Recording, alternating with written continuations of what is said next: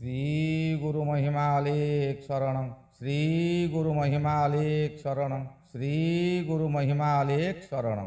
गुरु कृपा YouTube channel तरफरु आपण मानकु स्वागत जनाई आरंभ करुछि 2024 मसीहा मई मासर मासिक राशिफल।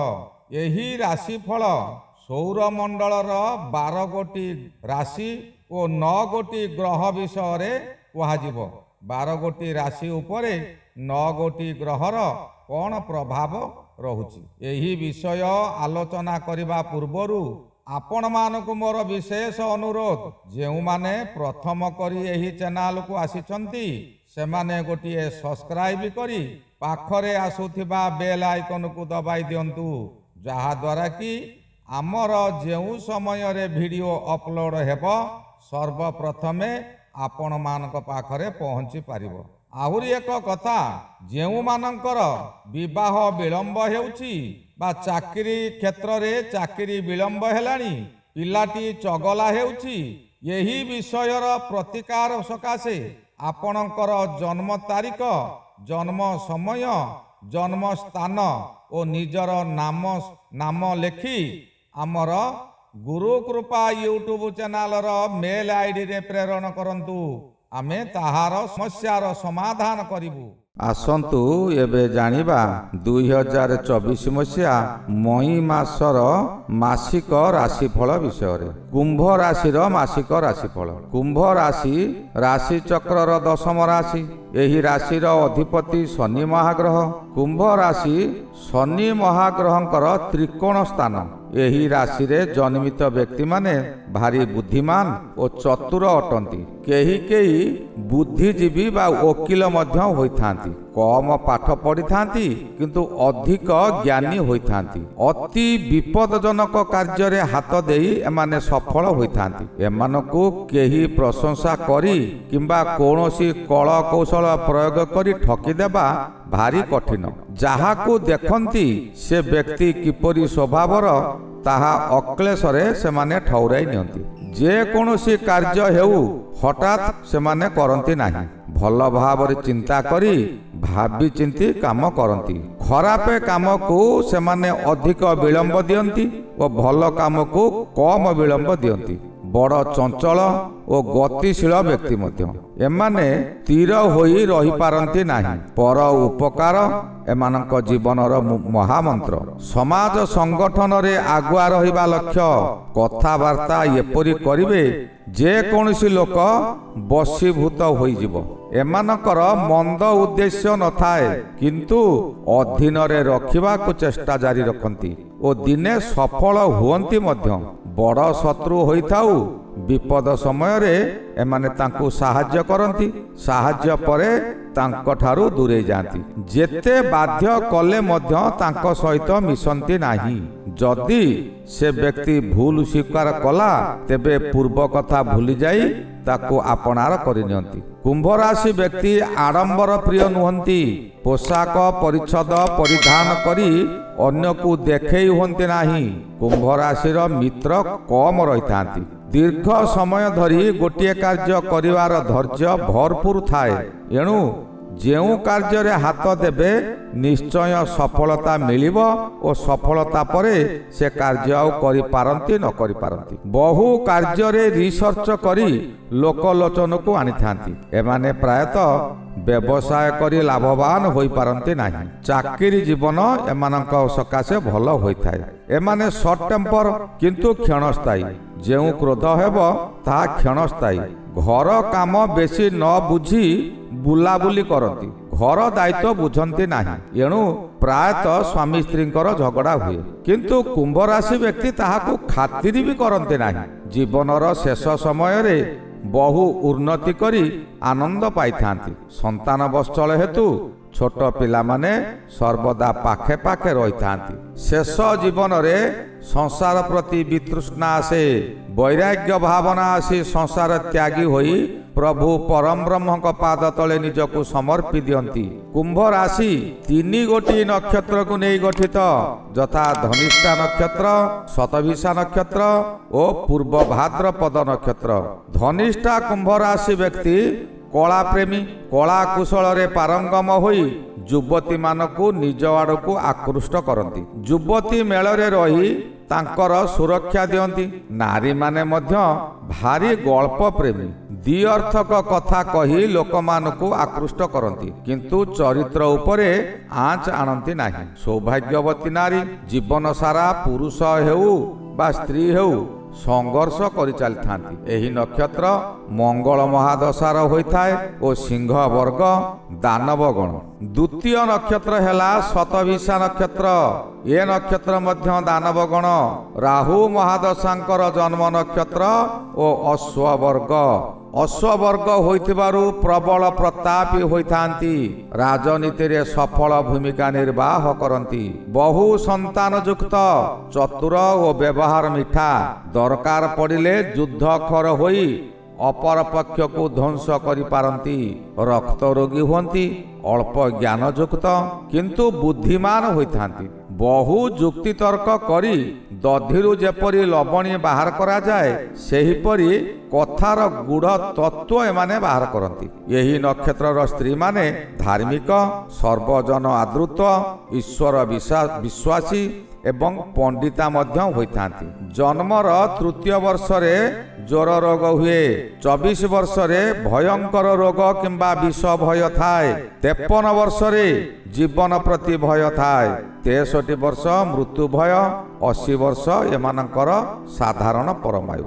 ତୃତୀୟ ନକ୍ଷତ୍ର ହେଲା ପୂର୍ବ ଭାଦ୍ର ନରଗଣ, ସିଂହ ବର୍ଗ, ବୃହସ୍ପତି ମହାଦଶାର ଜନ୍ମ ନକ୍ଷତ୍ର। ଏହି ନକ୍ଷତ୍ର ଜଗତର ଶୁଭ ଚିନ୍ତକ, ପ୍ରତ୍ୟେକ ଜ୍ଞାନର ଅଧିକାରୀ। ପ୍ରାୟତଃ ଏମାନେ କର୍ଣ୍ଣ ଓ ଚକ୍ଷୁ ଓ ପେଟ ରୋଗୀ ହୋଇଥାନ୍ତି। ଏମାନଙ୍କର ହାତ ବହୁତ ବାଟ ପର୍ଯ୍ୟନ୍ତ ଲମ୍ବିଥାଏ। ଯେକୌଣସି କାର୍ଯ୍ୟରେ ହାତ ଦେବେ ସଫଳ ନିଶ୍ଚୟ ହେବେ। କେହି ତାର ଟେର ପାଇବେ ନାହିଁ। ମହତ କାର୍ଯ୍ୟରେ ଆଗଭର। ଜୀବନର ଗୋଟିଏ ଦୁଃଖ, ଏହି ନକ୍ଷତ୍ର ଜାତ ପୁରୁଷକୁ ନାରୀମାନେ ସର୍ବଦା ନିନ୍ଦା କରି ଦୁର୍ବଳ କରି ପକାନ୍ତି। ଶେଷ ଜୀବନରେ ଆତ୍ମହତ୍ୟା ମଧ୍ୟ କରିପାରନ୍ତି। ଏମାନଙ୍କର ନାକ ଓ ଲିଙ୍ଗ ଚକ୍ରରେ ଚିହ୍ନ ଥାଏ। ନାରୀମାନେ ସୁଗୃହିଣୀ ଓ ସୌଭାଗ୍ୟବତୀ, ପଣ୍ଡିତା, ଗୁରୁତ୍ୱପୂର୍ଣ୍ଣ କାର୍ଯ୍ୟକାରିଣୀ। କୁମ୍ଭ ରାଶି ଜନ୍ମରୁ 12 ଦିନରେ ମୃତ୍ୟୁବତ୍ ପୀଡ଼ା ମିଳେ। 3 ବର୍ଷ ଓ 4 ବର୍ଷକୁ ଛାଡ଼ିଦେଲେ 80 ବର୍ଷରେ ୟାଙ୍କର ମୃତ୍ୟୁ ଭୟ ଆସିବ। ଏହା ଯଦି ପାର ହୋଇଯାଏ 90 ବର୍ଷ ପରମାୟୁ ହୁଏ। କୁମ୍ଭ ରାଶିର ଶୁଭ ସଂଖ୍ୟା 1, 3, 7 ଓ 9। ଶୁଭ ବାର ବୁଧବାର, ଶୁକ୍ରବାର, ଶନିବାର। ଶୁଭ ଗ୍ରହ ହେଲେ ବୁଧ ଗ୍ରହ, ଶୁକ୍ର ଗ୍ରହ ଓ ଶନି ଗ୍ରହ। ଶୁଭ ଲଗ୍ନ ବୃଷ ଲଗ୍ନ, ସିଂହ ଲଗ୍ନ, ମକର ଲଗ୍ନ ଓ ମୀନ ଲଗ୍ନ। ଘାତ ବାର ଗୁରୁବାର, ଘାତ ଲଗ୍ନ କନ୍ୟା ଲଗ୍ନ, ଘାତ ମାସ ଚୈତ୍ର ମାସ, ଘାତ ତିଥି ଚତୁର୍ଥୀ ତିଥି, ଘାତ ନକ୍ଷତ୍ର ଆଦ୍ରା ନକ୍ଷତ୍ର, ଘାତ ଚନ୍ଦ୍ର ଧନୁ ଚନ୍ଦ୍ର। ଯାହାକି ପ୍ରତ୍ୟେକ ରାଶିଙ୍କର 11 ଚନ୍ଦ୍ର ଅତି ଶୁଭ ଫଳ ମିଳେ। କୁମ୍ଭ ରାଶି ପକ୍ଷେ ତାହା ଘାତ ଚନ୍ଦ୍ର। ଘାତ ଗ୍ରହ ରବି, ଚନ୍ଦ୍ର ଓ ମଙ୍ଗଳ ଗ୍ରହ। ଏବେ ଆସନ୍ତୁ ଜାଣିବା ମଇ ମାସରେ କେଉଁ ଗ୍ରହ କୁମ୍ଭ ରାଶି ସକାଶେ କେଉଁ ସ୍ଥାନରେ ଅବସ୍ଥିତ ରହି କେଉଁ ଫଳ ଦେବେ। ରବି ମହାଗ୍ରହ କୁମ୍ଭ ରାଶି ସକାଶେ ତୃତୀୟରେ। ମାସର ପ୍ରଥମାର୍ଦ୍ଧଟି ତୃତୀୟରେ ରହିବେ। ତୃତୀୟ ରବି ଗୋଚର ସମୟରେ ଆପଣଙ୍କ ପକ୍ଷରେ ବରଦାନ ସଦୃଶ ଫଳ ଦେବେ। ପୂର୍ବରୁ ହେଉନଥିବା କାମ ଅତି ସହଜରେ ହୋଇଯିବ। ଅଚାନକ ଆପଣଙ୍କର ଆୟ ବୃଦ୍ଧି ପାଇବ। ଶତ୍ରୁମାନେ ଆପଣଙ୍କ ନିକଟରୁ ଦୂରେଇ ଯିବେ। ନିଜର ସ୍ୱାଧୀନତା ଘରେ, ବାହାରେ, ଅଫିସରେ ପ୍ରତ୍ୟେକ ସ୍ଥାନରେ ବଢ଼ିଯିବ। ଆପଣଙ୍କର ସମ୍ମାନ ବୃଦ୍ଧି ହେବ। ଭାଗ୍ୟ ଉନ୍ନତି ଓ କର୍ମକ୍ଷେତ୍ରରେ ପଦୋନ୍ନତି ମଧ୍ୟ ହେବ। ପରିବାର ମଧ୍ୟରେ ସ୍ୱାସ୍ଥ୍ୟ ସମସ୍ୟାରେ ଆପଣଙ୍କର ଉନ୍ନତି ହେବ। ମାସର 13 ତାରିଖ ଠାରୁ ରବି ମହାଗ୍ରହ ଚତୁର୍ଥକୁ ଯିବେ।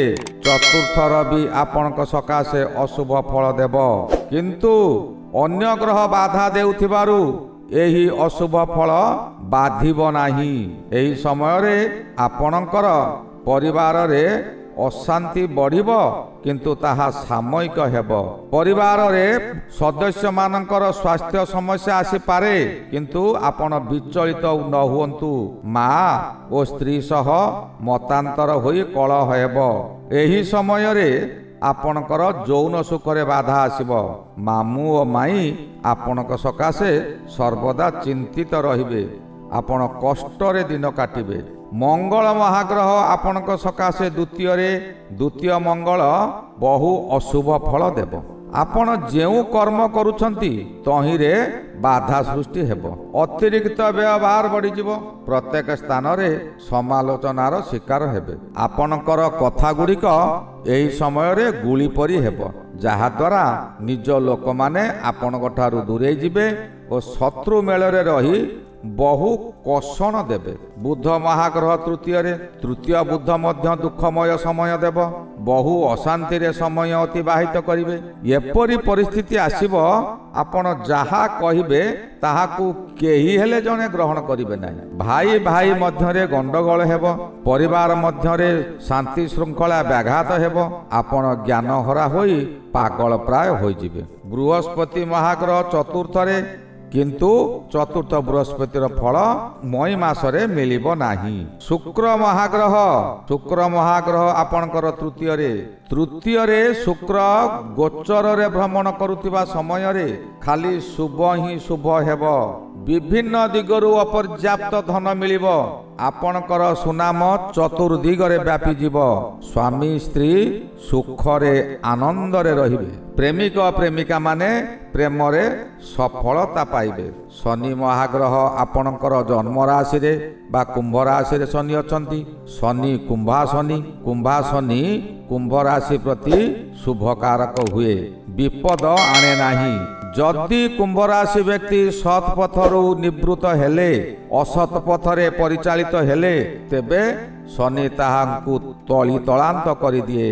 ପ୍ରତ୍ୟେକ ସ୍ଥାନରେ ତାଙ୍କୁ ଅପଦସ୍ଥ କରାଏ। ଏହି ସମୟରେ ପ୍ରାୟତଃ ଖାଦ୍ୟର ଅଭାବ ଲାଗି ରହେ। କିପରି ଜୀବନ ବଞ୍ଚିବ, କିପରି ପେଟ ପୂରାଇବାକୁ ପଡ଼ିବ, ଭଲ ମନ୍ଦ ବାରଣ କରିବାକୁ ସମୟ ନଥିବ। ବିଶେଷ କଥା ହେଲା, ଏହି ସମୟରେ ଆପଣ କୌଣସି ଶ୍ରାଦ୍ଧ କାର୍ଯ୍ୟରେ ଯୋଗଦାନ କରିପାରନ୍ତି।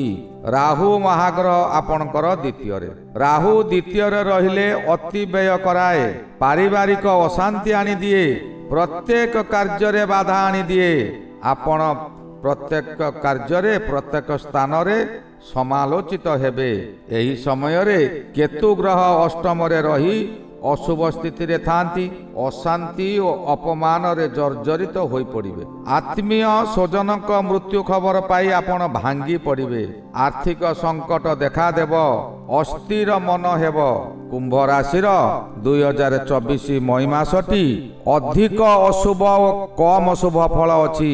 ଏଣୁ ସାବଧାନ ସହକାରେ କାହାରି ସହିତ ଯୁକ୍ତିତର୍କ ନ କରି ନିଜ କର୍ମ ନିଜେ ହିଁ କରିଚାଲନ୍ତୁ। ପ୍ରତ୍ୟେକ ଦିନ ପ୍ରାତଃ ସ୍ନାନ କରି ପରମବ୍ରହ୍ମ ପରମେଶ୍ୱରଙ୍କ ଠାରେ ନିଜକୁ ସମର୍ପିତ କରିଦିଅନ୍ତୁ। ଜଗତ ଜନଙ୍କ ସେବାରେ ନିଜକୁ ନିୟୋଜିତ କରନ୍ତୁ। ଯେତେ ଦୁଃଖ ଆସିଲେ ମଧ୍ୟ ମନ ମଧ୍ୟରେ ଦୁଃଖ ଆସିବ ନାହିଁ। ଯଦି ମନରେ ଦୁଃଖ ନାହିଁ, ତେବେ ଆପଣଙ୍କର କୌଣସି ଦୁଃଖ ଆପଣଙ୍କୁ ବାଧିବ ନାହିଁ। ଏହି ଗଲା 2024 ମସିହା ମଇ ମାସରେ କୁମ୍ଭ ରାଶିର ମାସିକ ରାଶିଫଳ। ଏହାର ପରବର୍ତ୍ତୀ ରାଶି ମୀନ ରାଶି ବିଷୟରେ ଆଲୋଚନା କରିବା। ଶ୍ରୀ ଗୁରୁ ମହିମା ଅଲେଖ ଶରଣ। ଶ୍ରୀ ଗୁରୁ ମହିମା ଅଲେଖ ଶରଣ ଶରଣ ଶରଣ।